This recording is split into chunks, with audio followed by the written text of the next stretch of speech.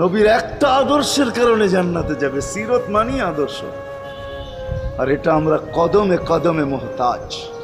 কেননা এই ছোট জীবনটা যদি গ্রহণযোগ্যতা পর্যন্ত পৌঁছাইতে হয় আল্লাহর কাছে, চাই নারী হই, চাই যুবক হই, চাই বৃদ্ধ হই, যেই মানুষই হই না কেন, যেখানেরই হই না কেন, যেই বাসারই হই না কেন, যেই বর্ণেরই হই না কেন, যেই পেশারই হই না কেন, যেই সোসাইটিরই হই না কেন, এই জীবনটাকে যদি গ্রহণযোগ্যতা পর্যন্ত পৌঁছাইতে হয় কার কাছে? দুনিয়াওয়ালাদের কাছে না, মালিকের কাছে, যিনি এক ফোঁটা পানির থেকে অস্তিত্ব দিছেন, যার কাছে আবার আমাদেরকে ফিরা যেতে হবে। পালানের কোনো সুযোগ নাই। এই জন্যই কোরআন আমাদেরকে বোঝায় আইনাল মাফার। আল্লাহ বলতেছে কোথায় ভাগবে তুমি, বলো কোথায় ভাগবে? কবির কথাই সত্য, যদিও নাকি পালাও তুমি আকাশেতে লাগিয়ে সিঁড়ি, সিঁড়ি লাগাও যদি আকাশ